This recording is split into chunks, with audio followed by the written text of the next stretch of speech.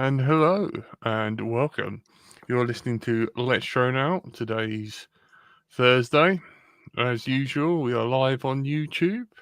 And tonight we are joined by everyone's favourite Curry Kitten. Hello. The man with the moustache, Stephen. Hello, good evening. With a new screen, so he's even more lit up than usual. Yeah, look at my lovely shiny head. And I am the typical Brighton to Life Fly. Hello, Tailspin. Hello, Lurgy. Hello, Martian McFly. Hello, Richard Warwick. And Numbskull. Thank you, the lovely people that showed up. Oh, and Clive. Hello. How you doing, buddy? So something that I was not expecting to ever talk about, ever. The Inspire 3 came out.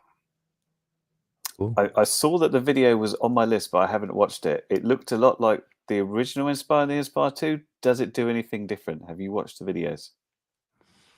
I haven't watched the videos, but I looked up what they can do, and it's got some really crazy sort of obstacle, like, follow avoidance plot.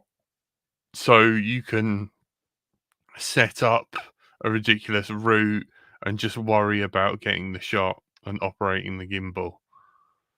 And does look very impressive. Nice. How much is it? I don't know. You tell me. Inspire. I just didn't think like It's probably more than a couple of grand, I would guess.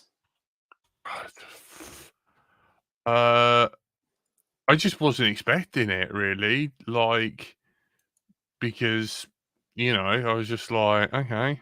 Holy crap! Audio Get's written $12K. Caroline's written more than $15,000.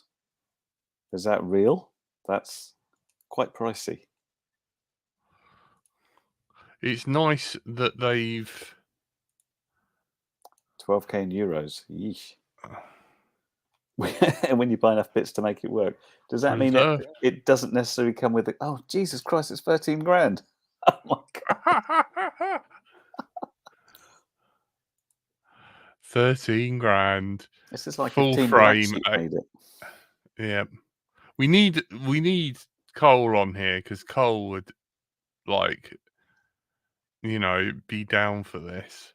The thing is with DJI, everyone knows they do nice cinematography drones, but I've seen like really impressive stuff from like the Mini 3, which is about 500 quid. It's interesting to know if this does things 26 times better. I'm sure from a commercial videographer's point of view and stuff, maybe it does, but it seems a lot more, like a lot more. Like with hi-fi kit and stuff, right? That there's a difference between spending maybe 100 quid and £1,000, but the difference between spending like a grand and 10 grand, you really have to squint to see the difference. It becomes less and less. Because it's still not, I'm suggesting, I don't know if this is true, but when you're looking at the people doing the commercial stuff for movies, yeah, you still haven't got a proper camera, have you? Yeah, they are carrying Red Epics, aren't they? Which is incredibly expensive things on great. And it's got a proper lens. And this doesn't come up to that sort of stuff, does it? Generally, no. I mean, I'm sure it's great for just get some footage, put it in most stuff, but you're not going to be filming proper cinema content because you're not going to be able to get a proper lens on it, and your director of photography is going to have an opinion about what lenses you should use. And well, Caroline is saying cheap, isn't it? 13.5 grand does not include a camera. Cole is in the chat. Cole, why aren't you on the show? Cole, tell us about this whole camera business. It's a full frame 8K sensor, so it's a game changer. Please, can we have you on just on your phone? It would be amazing. What's the difference between this and just getting like a Cinelifter and putting a really expensive camera on it? What's the difference? You have to know vaguely apart from the gimbal. Say you have a Cinelifter with a gimbal. Yeah, that's that point tracking, waypoint, repeatable routes. Oh, right. So it's like having an automated dolly where Pilot, you can yeah. tell it to run the same route again and again. So if you screw up the take, you don't have to tell the pilot to fly exactly that. You can literally just press a button and it flies the same route. Thank God they're a Chinese company.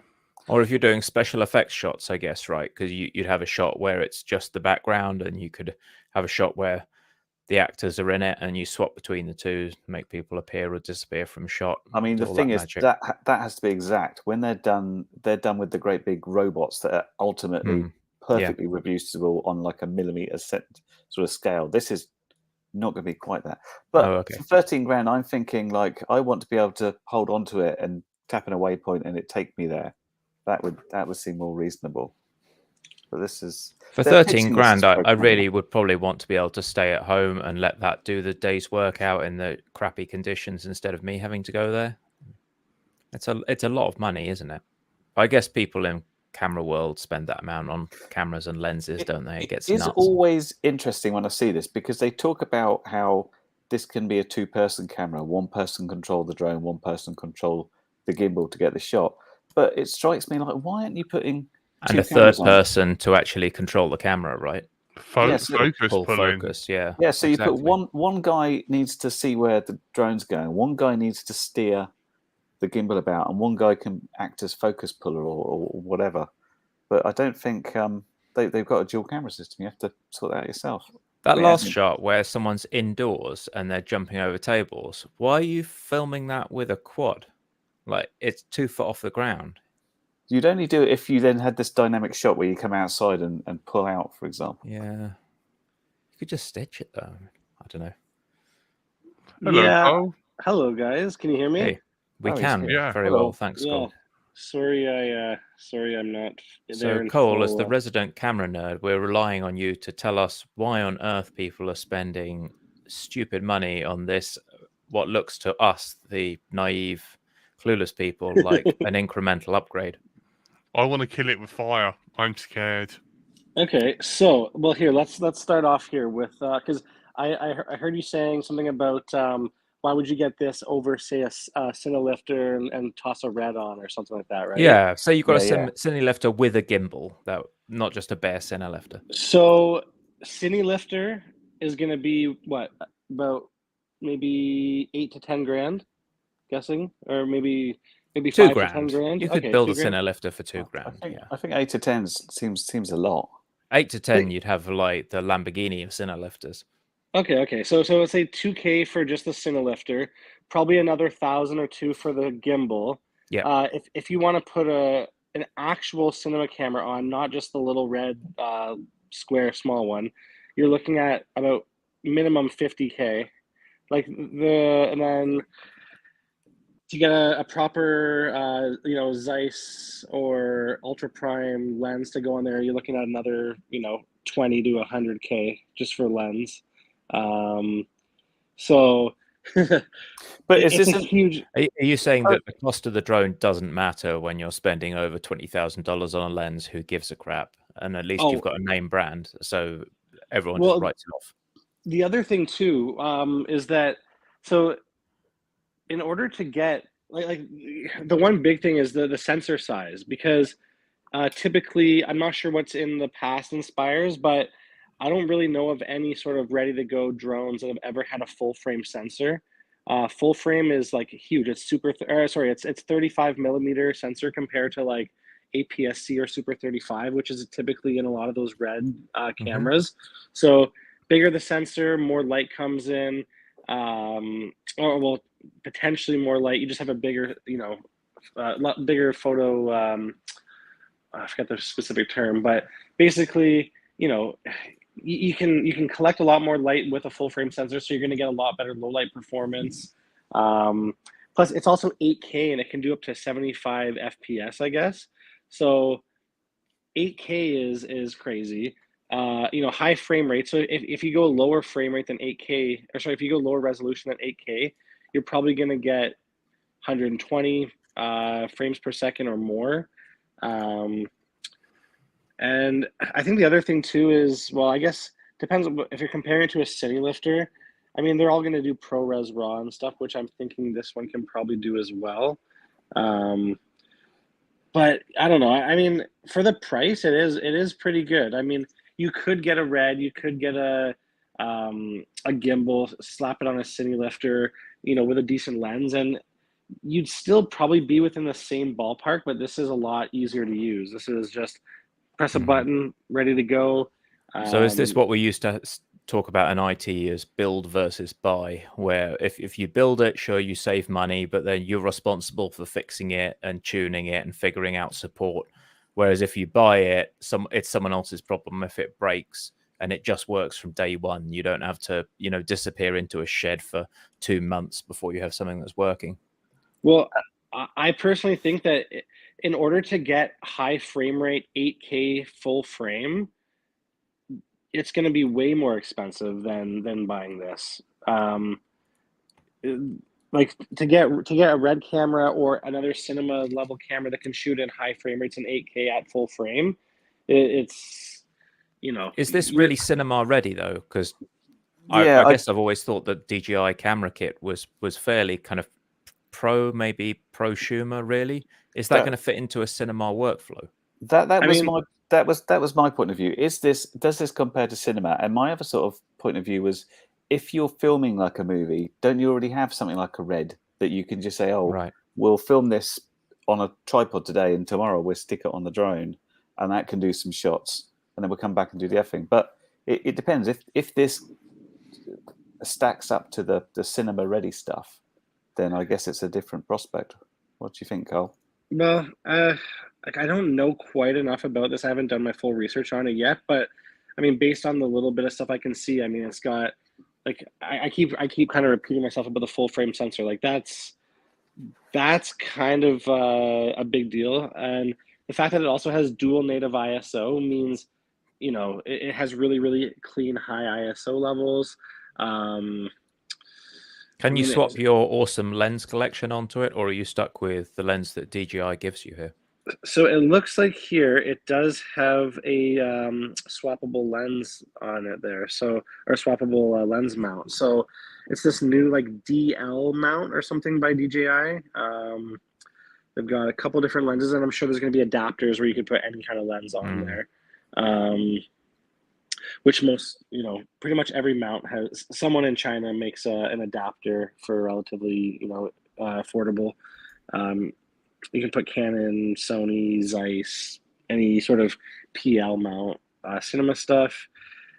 But I think the big thing though is it really does seem like it is cinema ready. It does do all the cinema DNG and ProRes raw codecs and stuff. Yeah, and so it's an 18mm, 24mm, 35mm, and 50mm.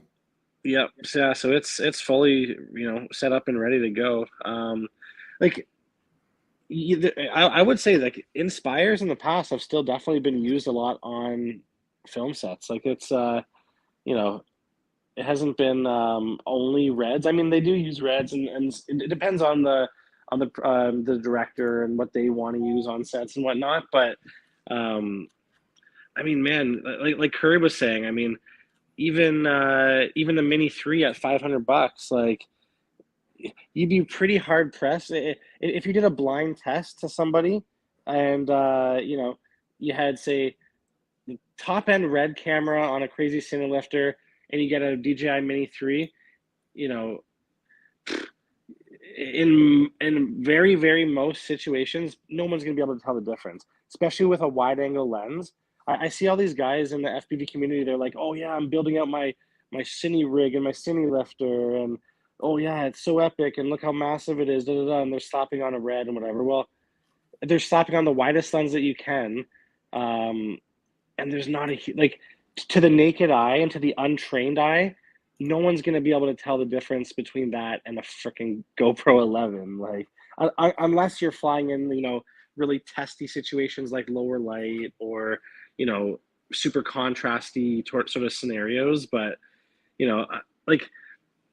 I think the right tool or the right tool in the right hand can produce results that are like, something cheap you can make look top quality. It's about the right person with the right tool, right? So yeah, so it's also, does it fit into the workflow? If you've got certain formats that people expect the camera to deliver, can it just drop into that workflow and start kicking out whatever formats they want? Yep, yeah, for sure. Yeah, I mean, if you're talking about like the whole movie world and the cinema world, I mean, obviously they're using like, you know, Arri Alexas and you know, the big, like, you know, the kind of cameras that, you know, the average Joe are never going to get their hands on, let alone see in real life. So, in the top world, I would say, yeah, they probably are still going to use cine lifters, but in the, you know, maybe medium or lower budget cinema stuff, these things would be amazing. And I wouldn't even be surprised if, you know, if Hollywood was using these DJI Inspire 3s. Will they be able to in future? Yeah, that's a good question. I mean, depends on politics, I guess. Or I know that within America recently, or over the last little while, I think it was like American government. Nobody in the American government can use any Chinese manufactured drones for any, right. you know. And they were talking about making it broader as well. Yeah, so south of the border, people might have trouble actually using this equipment now. Yeah. I guess it depends though, because like, what isn't made in China? What major camera or sensor or you know, like, it's going to be pretty tough. There's some North American manufacturers, or you could be sourcing the components and ODMing them or OEMing them to American vendors who then brand it as an American product and, you know, sell it as a United States compatible thing. And that kind of plays into the hand of little boutique vendors building cine lifters, which is nice because everyone loves to see little boutique shops doing well and innovate. But at the same time, this is clearly a juggernaut and people would want to just pay the money and have a big company support it. Oh yeah, definitely. I mean, like, DJI is undisputedly the, you know, the king of GPS drones, right? Like, it's gonna. I don't really see there being a ton of competition for this Inspire 3 unless you go into that custom build FPV world, right? So cine lifters and whatnot. So it's I think this DJI Inspire 3 will be the crown king for ages, because the Inspire 2 was, the original Inspire was. I mean, it's like the flagship. It's like DJI puts out these crazy tech, high tech drones that no one else is really putting out now, with these full frame sensors and dual native ISOs and high resolution, high frame rates. I mean, it's, yeah, this is going to blow up this is going to blow a lot of people's minds, I think, but we'll see. Well, it's interesting to hear that maybe it is a little bit revolutionary and it's not just another sort of speeds and feeds update with slightly nicer components than last time. So interesting take. Thanks. Yeah. No, that's a good point, because a lot of companies do that. They'll almost do their like there's like a 2023 model and it's like 10% faster than the 2022 in specific circumstances, and it's got 2.5 minutes extra battery life or something, you know. Yeah, it's just such minimal upgrades. We're like, oh, then it's all marketing, right? So, but no, I think that this is I'm just trying to see what the specs on for the Inspire 2, but there's no way that it can there's no way it's even near that. I think the last one was micro four third size sensor, which is considerably smaller than a full frame. Let's see, sensor. Out of interest, how much is the battery for one of these new ones if you want to buy a couple of spares? I'm guessing like $500. Anybody got the figure up on the screen? My guess is like 500 to 1,000. Well, they come with 6. Wow. Oh, that's nice. Look, see, TB51 intelligent battery times 6. But does that I you need think to put 6 in to make it fly? Well, I think you use 2 at a time. So I think. Well, apparently just the propeller guards are like $350. Wow. Oh, okay, it's saying TB51 intelligent battery, $350. How are the prop Wow. guards the same price as the battery? That doesn't. Well, DJI, I'm also not. mate. Yeah, but I'm not on a real website. I'm just like, I don't know if this is. I would fully love to accurate. get that kind of money and someone say, go build a quad for that, you know, just to source the components and build something that's an absolute beast. Monster. Well, imagine this too. To get the charging hub is $900. Wow. That's Well, more you can see- expensive than my Tesla charger. You can see how people start their own companies. If this kind of money's on the table, it kind of explains how there are all these little production companies that build gigantic quads and put serious cinema cameras on them and fly them around themselves. Because if you're looking at spending $15,000 for this, and you probably need a couple of them, and then the batteries are going to bankrupt you after that, you kind of get to a point pretty quickly where a team of 2 or 3 people could say, well, we'll go and build something that does everything this does, and we'll pocket the money and we'll maintain it ourselves because we've got the know-how, and we'll pay, you know, $200 for our batteries instead of $500, and everyone's happy. See, Ooh, this is 309. see, this is the only thing though. So, if a production company, well, here's the other thing. That's I don't only really a 4 amp hour battery. Yeah. Oh my So, word. what I was gonna say though, I don't think production companies are even buying these drones. They're like, well, okay, sorry, like a full out production company. No, they're gonna outsource some drone guys who have to own these drones, right? Like, and the other thing too is, well, let's just say even if it is a production company buying them, if a production company is, you know, actually a successful production company, $20,000, $40,000, $50,000 is nothing. Yeah. So, But if you're outsourcing to someone, then the person coming to tender for it is going to have to factor in the cost of their kit. So it's going to be an uncomfortable sum to have to fit into your budget when you could be tendering against someone who's just gone and built their own like 12-inch prop cine lifter and is trucking around a giant cinema camera on that and has the money to bid lower than you can because you've had to put the money in DJI kit. By the way, it's an interesting argument for sure. Yeah. The DC TB51. How much is the kettle to go with that? Cable is £19. Pretty Yeah, sure you that's can get a all right. That's £4.99 kettle from Argos and just take the lead off that one. And I should sell a few of these to some DJI people. You know, this one's actually new, and I think it's bespoke. It's got better electron flow than most of the other leads. The Give up charging 20 quid. hub's £709. If anyone's got a DJI kit, I'll do this for 15 quid and save a couple of quid. You know what though? I bet you it's a lot easier to get insurance for a drone like DJI's than it is to get. You guy shows up with a cine lifter and a. But it's the same thing, right? So you have to buy insurance if you are providing services to someone else.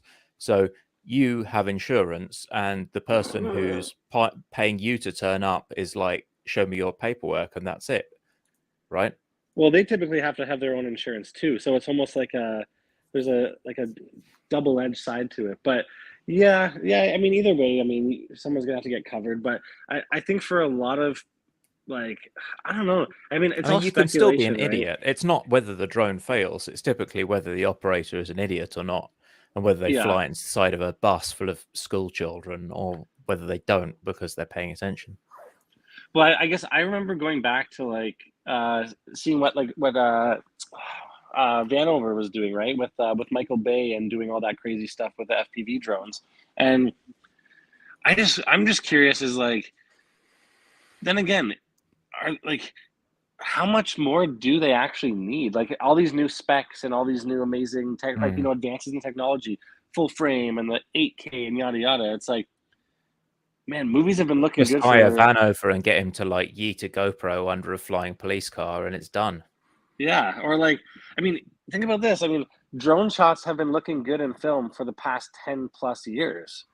Like, you know, what more do we need? Like, I guess if you're trying to track, say you want to track some migrating herd of rare beasties, and you want to be able to fly for like 8K and be at like 200 meters high so you don't Stay disturb away. them, and then put a giant zoom on it and zoom right down so you can see them taking a crap, whatever it is you want to film, right? That's when you want something like this with a fantastic camera. It's going to be able to stay in the air for absolutely ages. It's going to have a massive lens, and you can get really, really great footage of things a long way away.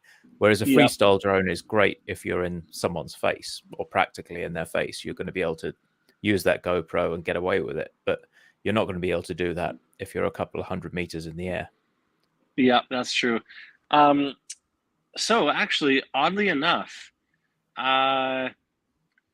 this, I don't know if you guys clued into this or not yet, but this drone actually has an FPV built into it. I'm not sure if you caught that. On the top of the drone, yeah, I missed it too. I'm just looking at more pictures of it. I don't know if it's I guess maybe there's like multiple, because it's multiple operators, right? So maybe FPV is the guy flying. So you have a pilot cam, and then you have a full recording cam. Oh, that's good. And you know what? It looks like the O3 camera just on the top of it. Cool. This is good. This is something we were talking about that which they hadn't put in before. Well, they always talked about having multiple operators, but if one guy's flying and his primary camera is being controlled by somebody else, it makes it a bit tricky. But if you've got an actual FPV cam, better. Well, it makes way more sense because the guy with the FPV, he can zoom around or sorry, not zoom around, but he can whip around and fly as he needs to. But then the actual camera operator can, turn the camera around 360, pan it, tilt it, look wherever they want. And I guess they just have to correlate with each other. Hey, go this way. Okay, cool. Now go this way or whatever. But the camera looks identical. Like it's got to be the O3 system built in. I mean, if you can find a picture of the front of it, I'm not sure who's scrolling, but yeah, there it is, right there. Scroll down, right there. That's the FPV cam right there. Low light, low light camera. Yeah. So the pre-order goes for 15, and then you're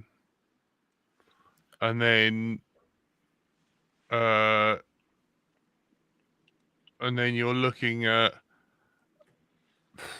I don't know, it can. It's easily going to go up to 20K or 30K. Sorry, up the top there, did you have to buy some sort of license to get RAW? Yeah. Inspire? Just £900. 900 quid. Oh, no, that's super standard. Like a lot of the cinema cameras have that stuff buying too. Where Cisco. Yeah, it's like you get the camera, but no, that's actually a thing. Is like you actually have to have the license for those codecs. Like it's not just here you go. It's like you have to pay the licensing fee for that codec, and that's across like all cinema cameras. That is just absolutely stupid.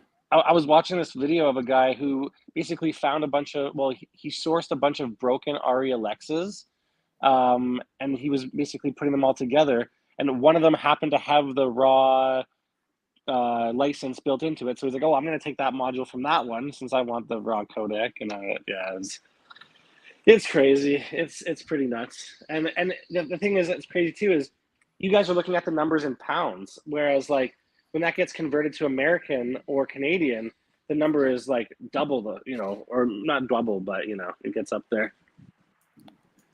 So like a bad digestive upset, this topic has reoccurred once more. Here we are. Oh, the toroidal props. The hemorrhoidal props. Are those hemorrhoidal props? Yeah, you got to push them back in with a spoon. So Foxeer have actually injection molded, which some people were saying was not possible, some toroidal props. So you've got a figure eight prop with both the leading edge of the figure eight and the trailing edge angled to provide lift. And this is supposed to somehow eliminate some of the inefficiencies from classic propellers. Results were really mixed earlier because people were kicking these out on their 3D printers and then comparing them to injection molded polycarbonate props that had a completely different manufacturing process, different materials, different surface. Like the 3D printing, even with a really good printer, you're always going to have ridges on the surface, whereas an injection molded item like this is essentially glass smooth on the surface. So will be interesting to see what happens here. Yeah, that is that topic is it's pretty cool. It's interesting to see because it's an MIT thing, right? Like MIT supposedly came up with these, and yeah, it's we'll see. Yeah, We'll see what it really happens. captured everyone's imagination. It was interesting that because MIT came up with them, but there's very little information on exactly what MIT expects is going to happen to them. It's just like, oh, MIT did it. Well, it must be amazing, and it's going to be interesting. It feels like everyone's going their own way now, and we might see a few generations of these where people try and replicate the magic that people think were happening in academic papers. Well, and then next thing you know, the DJI Inspire 4 is going to come with hemorrhoid props, and it's going to be great. Wonderful. Stephen, I've just remembered something which you mentioned about not if you wanted to do an indoor shot, then why would you use a drone? And 8 years ago, do you remember the OK Go video?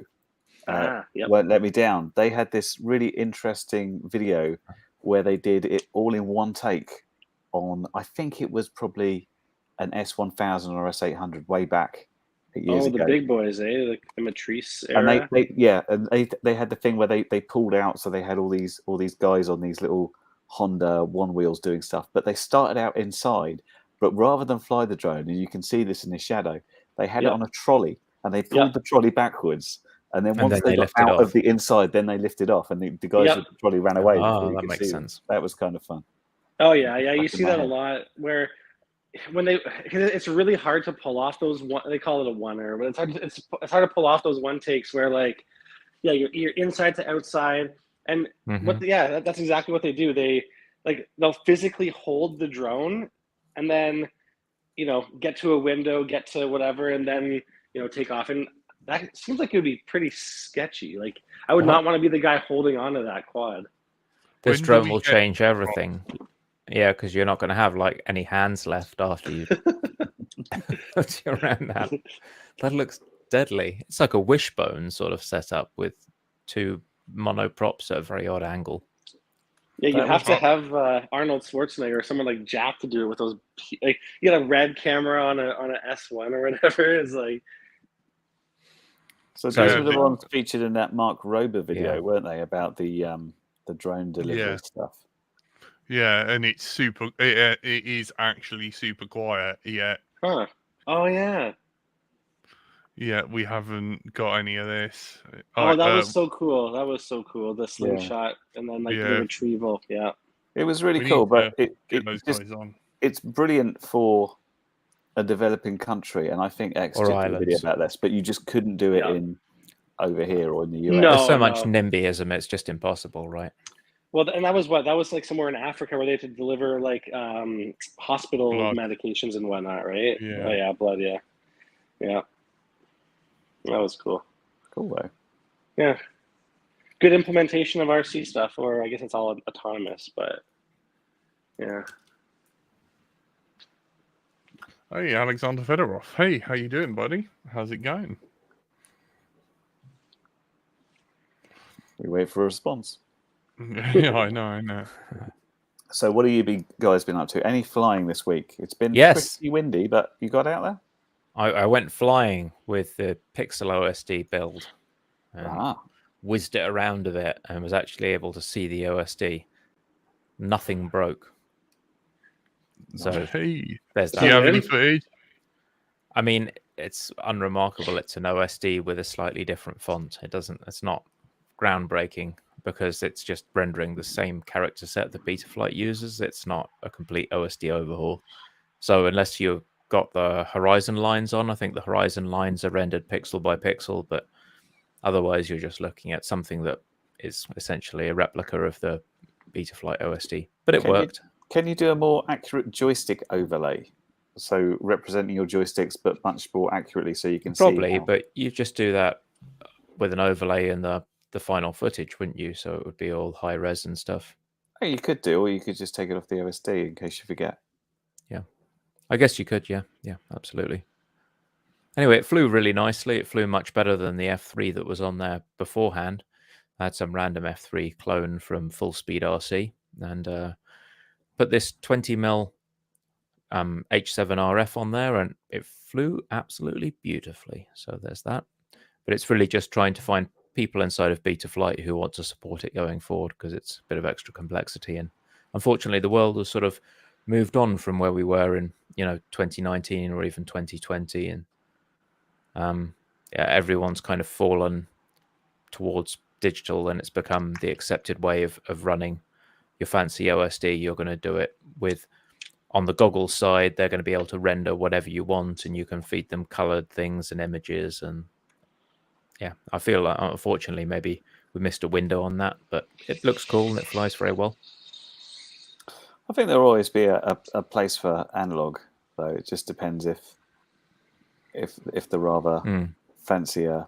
And it's nice because I think that the strength here is that you're not taking the board space for this giant OSD chip, whereas right now all of the boards have to make space and have to budget financially for this big Max 7456 chip, which is physically pretty chunky. Like it's bigger than some of the MCUs. It's not a very high density chip, and if you're flying digital, you're just looking at it and thinking, why am I paying for that? And why is it taking up all this board space that could have like a better gyro implementation? And I think Dominic's approach there allows you to still get the analog OSD without committing so much real estate and so much bill of materials budget to it. So there's that. But other people are talking about maybe we put the OSD rendering on the VTX, or maybe the OSD rendering goes in a camera. So I think analog is going to be around and it's going to move on. And one way or another, people are going to find a way to avoid using the OSD chip. There's really just a question of, do you do it in a fancy way like Dom has on the flight controller? Does it happen in a VTX? Maybe you've got an MSP linked to the VTX already, like OpenVTX can do. Or maybe you go and do it as an enhanced version of the overlay that's already on analog cameras. And instead of it being via the camera control board doing the overlay, you're actually driving that overlay via MSP into the camera. So there's a few options. Time will tell, I guess. I did go out to fly, but then got sort of cut short. I went on a little mini trip to Summers Pond, where me, Tony, and Frank met up, and we also hang on. Did you get in the air? No, I had to disappear back because I had other commitments. But we did think of you, Curry. Oh, that's nice. Well done. That's not so bad. It's not as bad as biting out the middle, so I'm only slightly offended. You're just getting more and more used to it. I might try and visit Jack again. I've kind of learnt from going to fly with Jack that probably what you want to do with Jack is arrive with some batteries, an aircraft of your own, everything ready to charge. Or put your goggles on his head, give him your radio, and go, Jack, now you're flying. And not in any way let Jack like try and repair his quad or reconfigure it at the field. Just like get him in the air. Yeah, no, Jack, no laptop at the field. Just backpack, drones, and batteries, and goggles, and transmitter. Yeah, I know. I've just been like, well, Cole's got his ultras up and running. Well, ultra up and running. Yeah, but he's still in the middle of moving out. Yep, I'm not going to get a chance to fly or have anywhere decent to fly until I think mid next week, when I'm no longer in downtown Toronto. But I'm very looking forward to maidening my Apex with KISS Ultra V2. It's all set up. It's like my cleanest build I've ever had. I finally have 4-in-1. I think I showed you guys a couple of weeks ago. But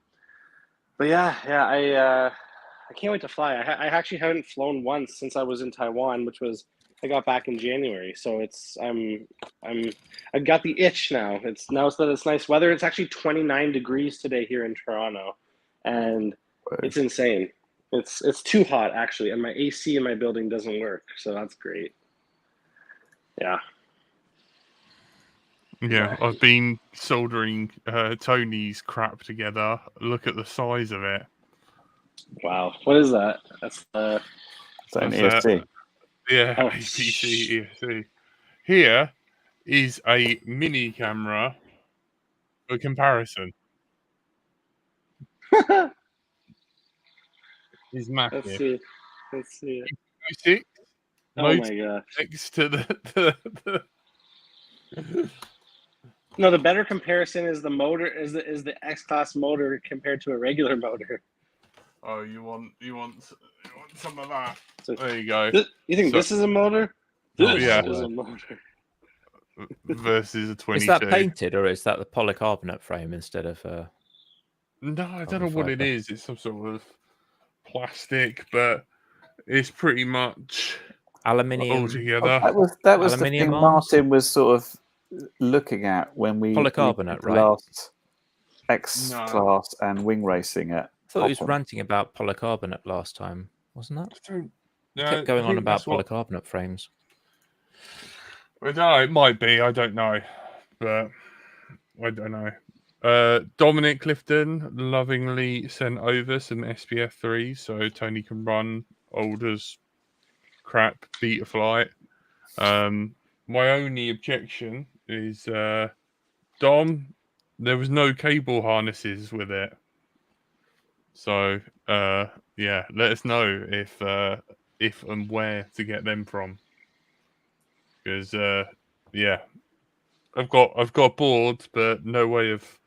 I suppose you can solder to the bottom, but he did have a few breakout pads, but I don't know. So find a way to get to UART 2 or 3 or whatever. Figure something out. One guy run an Ultra 2 on 4 of those ESCs 12S. Yeah, I mean that's pretty much it. Would I should have really asked Tony to maybe put Ultra on it. Maybe that's something we can have run a it. word with you. Ultra X-Class? That'd be crazy. Yeah, let's see why not.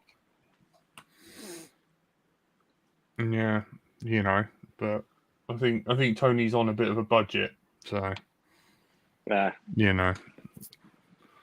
Yeah, I'm building an X-Class, but I'm on a budget. Well, it's just like everything you do for it costs so much more. It's like, it's just like the sheer like cable you need. Like you're running like, you're running like cable over like quite long distances as well. Because like obviously everything's way bigger, so you have to, and then you've got to buy like big old beefy connectors and everything. And then What are the ESC sizings? what do you They're mean? 120 Like are they 120 amp or I AC don't or know. 60s? I don't know. That's something you'd have to ask Tony. I was looking at some HV ESCs, some 12S ones, and I was spotting some deals on the Hobby Wing. Is it? No, sorry, Fly Color HV. I think these are APC. I don't know. APD. Yeah, F3X120. Okay, the 120. www.powerdrive.net. Yeah. Pro shot. Seems everyone uses those. But yeah, like, and I've had to like, They are expensive, aren't they? glue the capacitor to it and all manner of things that. Why glue? Well, because it's on a big vibrating, I used silicon glue. So, because like you'd have they're big, massive capacitors, and they're just flapping around on the blues. Huh? What size cap do you put on? It's ones that came with it. So these must be the size of a Coke can. Yeah, they're pretty big. 330 microfarad, 50 volt. So 330 microfarad. That's tiny. What UF? That's like what? Isn't it? Yeah, that's really small capacitor. That's what it came with. For 120 amp. 50 volts. You know, I'm just putting what came with it. I know I looked at that and was a bit like, So I see people put like 1,000 microfarads on like 5 inches. And that's okay. That's for a 4-in-1, but still, like multiplying it up, you'd expect something a bit chunkier. Maybe they've already got like an absolute ton of caps on board. I don't know. I don't really see. Well, you got the line of them. A load of ceramics, yeah. Yeah, a load of ceramics, but like nothing crazy. I don't know. And then They're I've meant got to be these bulletproof anyway. chunky boys, special ordered in that will go on the PDB. But it's just like it's just hard not getting a cold solder joint, trying to get everything hot enough. It's like have you got a big chunky chisel tip on it?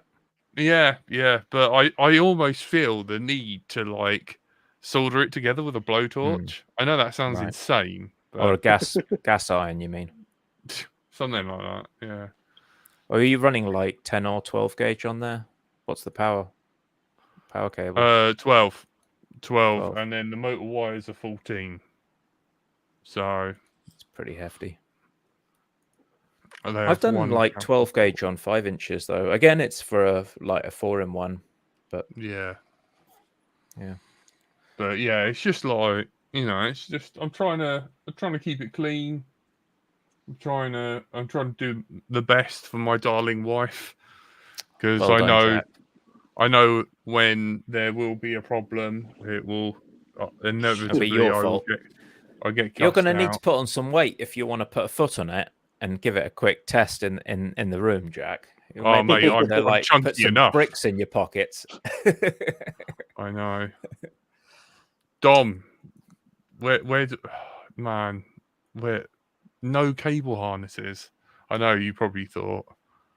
I did a silly upgrade, by the way. I have a Pinesil V2 that I ordered, and apparently it has BLE built in, and I did a firmware update, and you can get a little Chrome plugin that gives you a silly rendering of the temperature of your soldering iron on your desktop if you were desperate to know such things. That was quite amusing. Yeah, link me in Discord. That was definitely a bit for like that Split S was a bit brown trousery then, I have to say. Like, it's like, how long is this thing going to take to rotate over? I'm loving the zero satellites, you know. But this is, I mean, look at that. That's like 48 volts. Like, it's just madness. How would you not have like a per cell voltage? I mean, can you remember like what the landing voltage is? It's a lot to try and figure out. So what is that? That's a 12S, right? It's got to be, yeah. That's what Alexander was talking about, I think. Right. 3.5 by, yeah. It was a lovely sunset that night. Wow. 800 euro quad. So you land at like 42 volt, I guess, thereabouts. Jeez. Yeah. Man. It's a bit of a monster. That's a bit weird, isn't it? Numbskull. I guess they know what they're doing, but I don't know. I don't know how. The battery milliamp hour counter is hilarious because, like, as soon as you blip the throttle, it's like, like 20 milliamps. That's interesting. Does everybody use a per cell voltage? I tend to use max. That is brown trouser voltage, but it's how is this video so bad? I don't that is know. Just terrible. I would be absolutely pooping myself with video like that. I think those flashing. He's not getting video like that. I think that flickering is probably something to do with the sync for the DVR. So you wouldn't fly like that. No, it's not with an 800 euro quad. No. Match pairs, they work better. Doesn't. Yeah. Hang on. These were China Lab Hobbies 120C mini star batteries. All up weight of the quad with lipos is 1600.1 1 gram. Yeah, Kiss Ultra V2 TO6 with experimental on for the the TDA. I wonder what the motors are. So he's got two 1800 capacity low. packs. Sorry, this is hilarious. Two 6S 1800s, but what are the motors on there? I don't know. They look beefy, don't they? They look chunky, but I They mean, look he's only rather got hobby. like 1800 mAh battery pack, which you'd have thought like is not going to get a big motor going, because Tony was running like 4 amp hours or more. Any questions? The link. Yeah, be very interested. Yeah. I love the way he's just like screaming past his car, like, let's take this out and maiden it and just like belt Mate, past my car at that maximum rig throttle. could probably lift that car. Having enough duct tape. It's going to be interesting having someone like come out to a farm and has to trailer it back, and he's got like no windshield or roof left on his car. I know. I know. That is ballsy. So I think someone needs to do the milliamp hour calculator. Does he do the statistics? Yes, there you go. 152 amps. That's pretty conservative for something that chunky. I know. Well, higher voltage. Interesting, like the signal strength, 12S consumption. So it's like pulling sort of 3 times as much power as you get from a 5-inch. Pulling 50% more amps and double the voltage, so it's like 3 times the amount of power you get out of a performance 5-inch. So my question to you guys, if you didn't hear it, is do you use on your OSD a per cell voltage, or do you use the whole voltage and work it out for yourself? Always per cell. I do the whole one. I do the whole. Yeah, I do. I just remember what it is for 6S, 4S, 3S, and 2S. Yeah, yeah. What about 5S? I don't fly 5S. That's and 8S. Yeah, that's the thing. If you're flying mainly 6S and 4S, it's okay. But if you've got to figure out 5S and 8S, it's just think if you're switching around, I can see why the per cell voltage would be more useful. Yeah. Yeah. Otherwise, you spend all that time like when you're trying to dodge stuff and you're doing maths in your head, like, wait a minute, no, I'm flying 8S this time instead of 6S. Okay, so that means, I need to buy more batteries.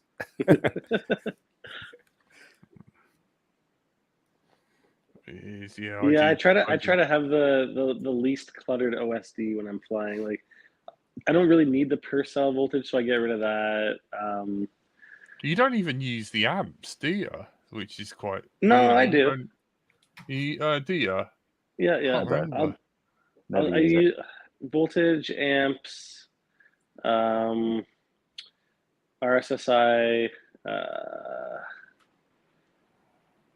That's about it, I guess. Voltage, and yeah. I know you don't fly with anyone else because you don't. You refuse to use call sign. I have to have that. That just takes up space on the OS. I used to have it. I used to rock a call sign, but then I was like, if I'm flying in questionable places, should I be broadcasting my name? Instead of the call sign, I put the name of the quad on so I can remember what quad I'm flying. Yeah, that's so it's just like the name of the frame. Yeah. Yeah, maybe that's what I should do.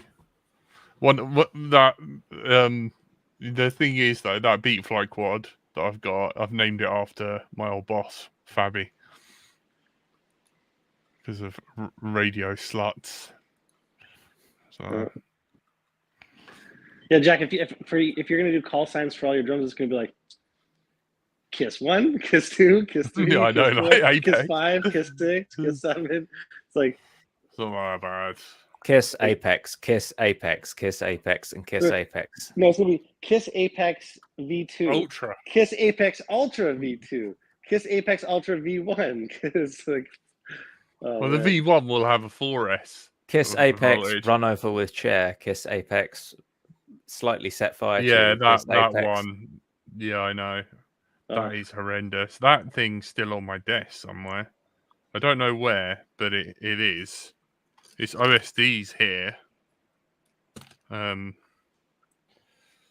Yeah, there we go.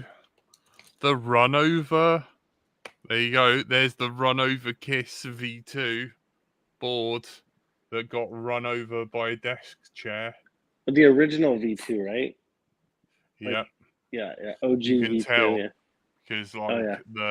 the connectors are different colors from being heated, reflowed. This one's also had a new gyro as well, MP6000, because that's the one that Andy RC crashed into, and then it would spin Oh, yaw to yeah. death.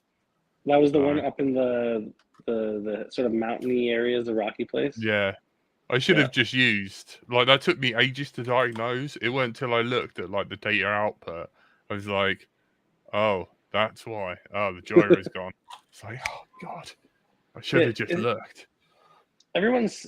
Well, I saw that T-Motor put out like a flight controller that's like MPU 6000. Yes, everything MPU 6000. But MPU 6000 is kind of like a dying breed, is it not? Or was it for a period of time? Well, you just MPU can't get them 6000. anymore. Often Yeah, you get they've them just these stopped. days, can't They've you? stopped making them.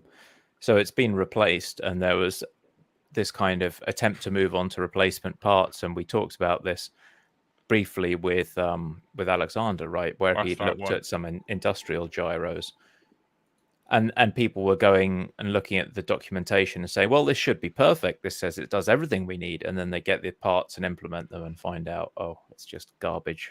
And so that carried on for quite a while. Wow. MPU 6000 is still the reliable choice. If you can what one was in the, oh god, what was it? The Lux, the Lumineer Lux. Oh my god, that was just whatever that board was. Right. Was there a 2605? There was like an MPU 6050 as well, wasn't there? Came off after the 6000. I can't remember all the differences. All I know is that the modern stuff tends to be using either the BMI 270 or the new ICM 42688P, and they are mostly okay. But if you can get the MPU 6000, and if you want to run Betaflight 3.5 for whatever insane reason, then you really need an MPU 6000 board.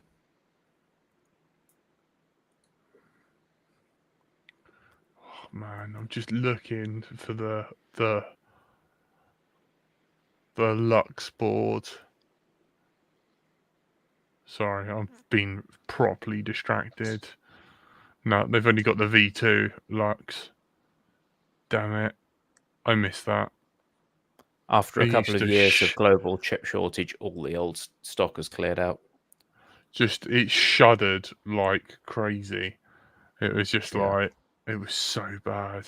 That's what I was seeing with Betaflight like 3.5. There was a lot of wibbly wobbliness going up to, I think, 4.5. Wobbles are gone. So I don't think I'm going to be downgrading anytime. Found it.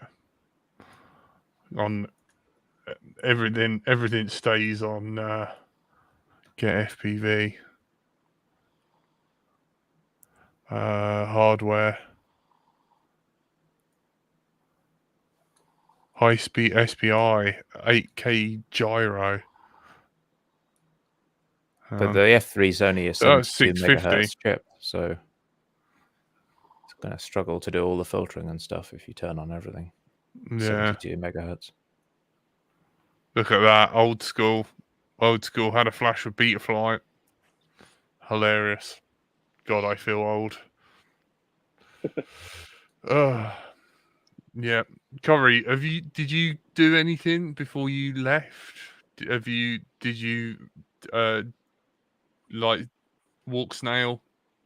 Did you do anything? No. Or you took literally, when we had the call last week, I was leaving the next morning, and I'm going back tomorrow morning. So no, it was left untouched, unfortunately. So I've got a few things to do before I get to that still.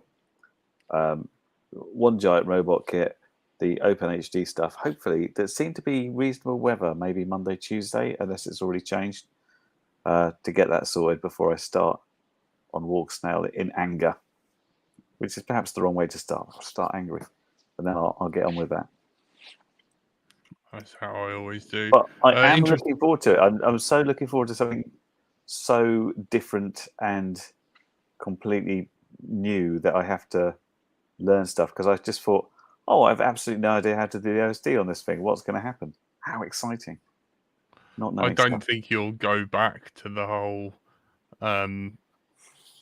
like the whole, the analog. I think that'll be it. You'll be I gone. don't have too much choice because I've got so many models, and it's all on analog, and there's a real mix of like. I've got loads of stuff still on FreeSky that I can't be bothered to move over because I'm only flying them like a couple of fields away, and they're fine for what they do. It's only when I get new stuff, it's like, well, I'll put ELRS in this, and I'll put, whatever I'm using at the time in this. But I'm still thinking like, I'm still thinking about what my two VTXs are going to go in at this point, because I want to put one in a plane and one in a quad, and then mess around with them and see how it all goes together. Be interesting to see what it compares like to OpenHD with some of the longer wing journeys. I mean, so far OpenHD hasn't been great in getting. The thing I can't get from it so far is this nice signal that's going to stay there. I've always had the breakup, so that's why I went the whole thing about buying these special antennas that work on like 5100. So this is like, if this doesn't work now, the toys could get thrown out the pram. Let's put it that way, because I thought it'd be a bit. When's the next flight? Have you scheduled in a date and saying, I'm going to get it in the air, going to make or break? As I said, hopefully Monday, Tuesday of next week. When I looked a couple of days ago, looked okay, but it could completely change by then. So it wasn't raining, and the wind was only about like 10 to 15 miles an hour, which is fine for wings. And I just need to get I couldn't get telemetry talking to myself from the quad with the suicide camera, which I need to do before I try that. And then those two are good to go then. And then we've kind of got that out of the way, ready for the next chapter. Stephen, I think this is one for you. Digby Alan asks, does anyone run Betaflight in ChatGPT? I'm staying away from ChatGPT. Just, it seems like mistakes waiting to happen. Like that, everyone is obsessed with using AI in my work and stuff like this. It's kind of a large pattern matcher. It's like it hoovers up all of the search results and vomits them back out in a single page and tries to stitch them together so that they're a single coherent piece of work. And at first pass, I think it's getting to the point where if you're not an expert in the subject, you probably think, oh yeah, that checks out. But if you look at some of the code it writes, it's for the very simple stuff, it can find you an example and literally shovel you the entire code. I had a quick test for the code writing stuff, and I said, write me I said, write me a fire effect in Python, and it didn't compile. And I said, doesn't work. Exactly. And they redid it, and it didn't compile. And I was like, I don't think I can be asked to fix it. So I tried to get something more simple, and it froze. So far, this is the thing. Everybody's like, ChatGPT will completely put people out of work. It's like, it can't create stuff. It just goes and searches stuff and gives you all the shit results and pretends it's its code. It's literally finding something in a forum or a Stack Overflow post somewhere, and then it's like, yeah, that must be the answer. And that's not a great sanity check, really. If you bet your entire application on a collection of Stack Overflow posts that you stitch together, and that doesn't work. That's not how it works. The trouble is, it's convincing if someone doesn't know about the kind of expert realm that you're talking about. If someone's not a coder, or if they're not an expert in what they've asked ChatGPT, it seems to have produced something. So you'd assume, oh, it produced something, therefore progress has been made. But all it's really done is taken a load of search results and puked them onto a single page for you. Yeah. It's been asked so far. Frank asks, do anyone know of any good events this year? WNW and Western are any good smaller ones that aren't just races? And Wood Springs FPV Drone Fest is in August, Caroline says. So I don't know if anyone else can pipe in. Oh, make me laugh. I've used it to write extensive code and datasheet infos to set registers. Isn't what exactly what you say. Some success. Mm. So, what's Bardwell been looking at? Let's have a look. Oh, this is pretty interesting. I don't know whether we probably haven't got time to cover it, but this is the Red Cat, Oh, yeah. the XDR Did you guys see this? EI kit. Yeah, the like GoPros mounted to the top plate and then fed through with a cable. It's a through a naked drone. GoPro, right? Yeah. The So a ultimate 3-inch naked quad. GoPro rig. 3-inch quad, and I think he had it with it's got like 1404 motors, the T-motor. Oh no, those are T-motor 1106s, aren't they? So kind of a weird choice of motor. That I don't think T-motor sell those anymore, right? The little orange guys. Anyway, I'm not too sure. so they show it here with the GPS, but I think Bardwell was throwing it around without the GPS, and it's got a naked Vista in there, but also the GoPro. And I did fly one of these, like a similar frame design to that, called I think it was a B-Hover X-Roll, which is like a 3-inch frame about that size, and I was flying it on 1404, and it does an okay job. I was flying it just with a Vista, but not a naked Vista, so probably had about the same weight as they've got up there, because they've decased the Vista and decased the GoPro as well. It flies okay if you're doing kind of small space stuff. It's going to run out of top end though. If you go into a bigger space, it's going to, you're going to hit like the max speed pretty quickly. But yeah, it's pretty cool. Yeah. Well, we'll talk about that next week. So, guys, massive shout out. Thank you for those topics. Please post them. We're trying to use the Discord more. So, we will, if you can, there's news and topics. Everyone's very welcome to post in there, and maybe we can like give away some stickers and stuff for people that continuously like give us topics and stuff. So if you can post everything in there, that would be amazing. And yeah, we'll try and incentivize that somehow between us. But unfortunately, that's all we got time for.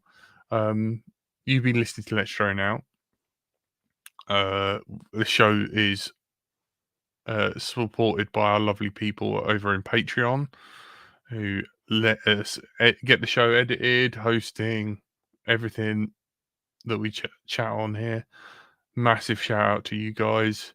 You're all scrolling past the bottom, and if you're listening to this on audio, you guys are all. You've been joined by everyone's favourite Stephen, everyone's favourite Kit Kat Curry Kitten. Bye bye. And I will remind myself to bite out the middle of the Kit Kat. I've been bright until I fly. Thank you guys. Good night. Like, comment, subscribe, and share.